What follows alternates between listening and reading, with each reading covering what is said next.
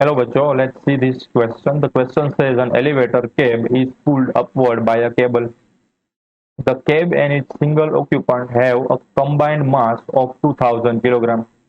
When that occupant drops a coin, its acceleration relative to the cab is 8.3 meter per second square downward. What is the tension in the cable?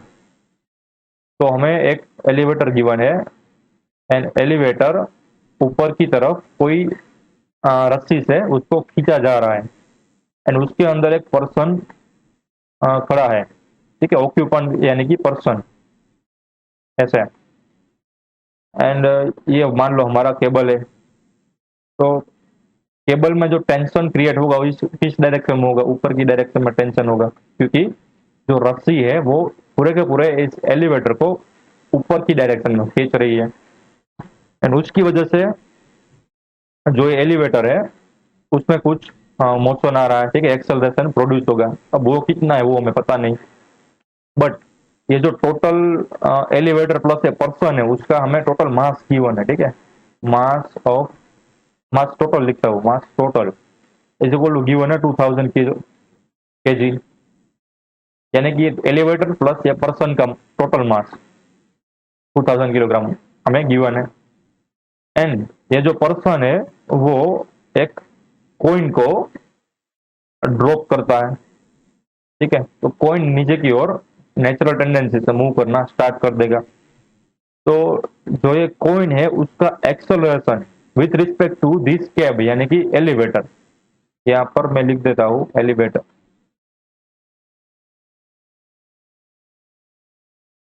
तो हमें ये जो coin है उसका relative acceleration given है, वो given है acceleration of coin with respect to the elevator which is equal to 8.3 metre per second square, ये गिवन है। तो हमें फाइंड करना है टेंशन कितना होगा। तो हम इस प्रॉब्लम में जो की कंसेप्ट यूज करने वाले हैं वो दो हो गए। पहला क्या होगा? पहला होगा रिलेटिव मोशन का, रिलेटिव मोशन का वो तो आपको ऐसे ही पता चल गया होगा एक्सेलरेशन को देख के।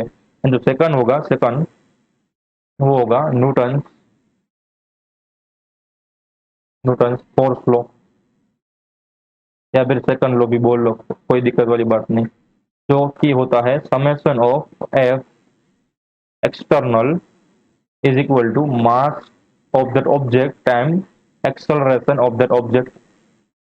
तो ये होगा हमारा न्यूटन फोर्स लॉ एंड यही कंसेप्ट का यूज करके हम इस प्रॉब्लम को सोल्व करने वाले हैं।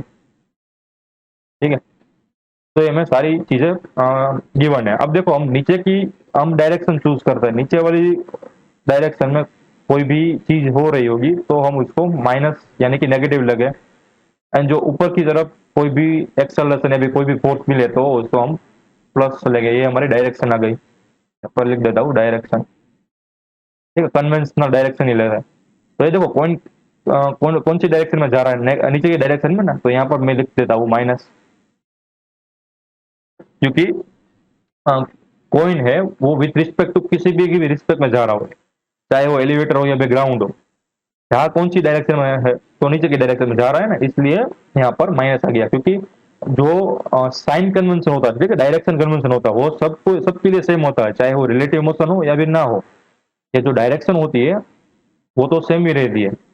ठीक है, चाहे वो किसी भी रेफरेंस फ्रेम में हो, नीचे की ओर माइनस होती है एंड जो ऊपर की ओर होती है वो प्लस ही लेनी है। ऐसा हमने शुरू से ही कंफाइन कर दिया है। ठीक है, हमने उसको बता ही दिया है। तो देखो अब रिलेटिव मोशन का कंसेप्ट यूज करके इस एक्सेलरेशन को फाइंड करते हैं। क्योंकि हमें बताना टेंशन, तो पहले इक्वेशन फाइंड करता है। ठीक है ना, न्यूटन फोर्स लॉ से पहले हम टेंशन इन जो एलिवेटर में टोटल फोर्स कितने लग रहे हैं वो हम फाइंड करते हैं पहले। तो इससे हम टेंशन का इक्वेशन मिलेगा, बाद में टेंशन मिलेगा। तो ऊपर की ओर मान लो एलिवेटर का फ्री बॉडी डायग्राम बनाते हैं। तो फ्री बॉडी डायग्राम,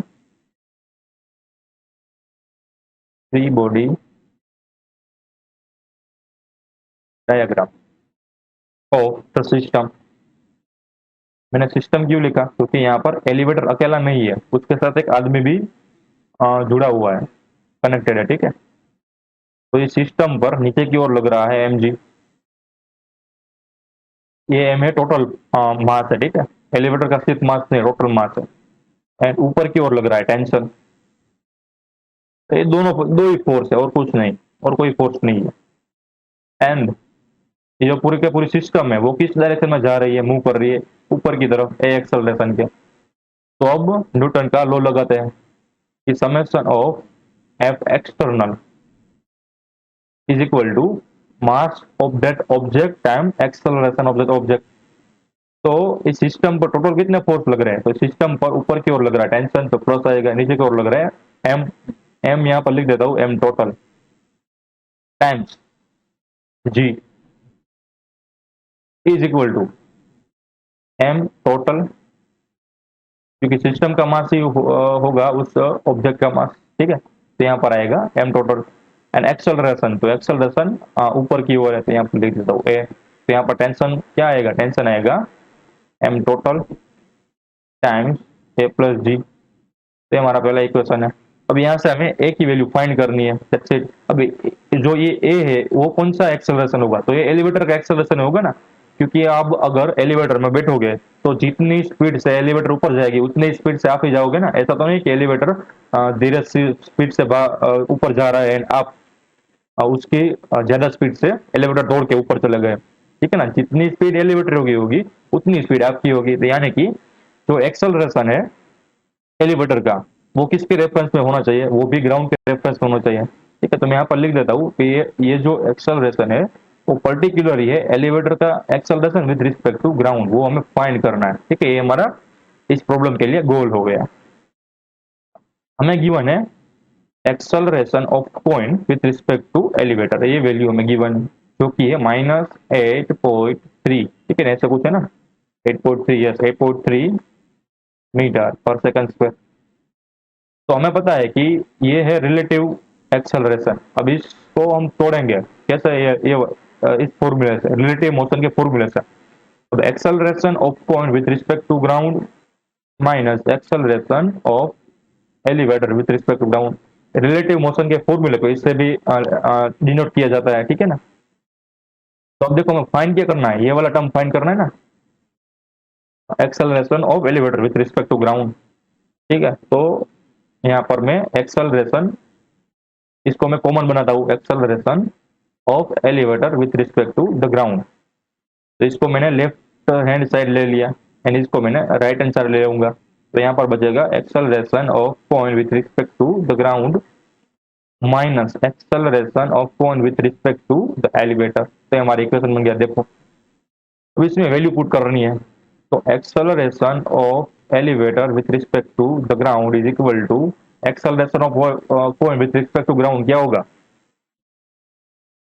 इस कॉइन को जब ग्राउंड के रेफरेंस में ड्रॉप किया जाए तो कितने एक्सेलरेशन से वो ड्रॉप होगा, ठीक है ना। तो यहाँ पर थोड़ा सा ट्रिक है, ये जो कॉइन है उसकी ग्राउंड के रेफरेंस में एक्सेलरेशन कितना होगा, जी जितना, ठीक है ना। क्योंकि हमें पता है कि किसी भी चीज को ग्राउंड के रेफरेंस में जब छोड़ी जाए तो उस पर एक्सेलरेशन कितना बनेगा, जी जितना बनेगा, यानी कि 9.8 मीटर पर सेकंड स्क्वायर जितना बनेगा। तो यहाँ पर मैं लिख देता हूँ 9.8 मीटर पर सेकंड स्क्वायर। पर ध्यान रहे यहाँ पर सारी चीजें वेक्टर में, तो यहाँ पर माइनस साइन भी लिखना पड़ेगा क्योंकि वो माइनस नीचे की डायरेक्शन में, राइट।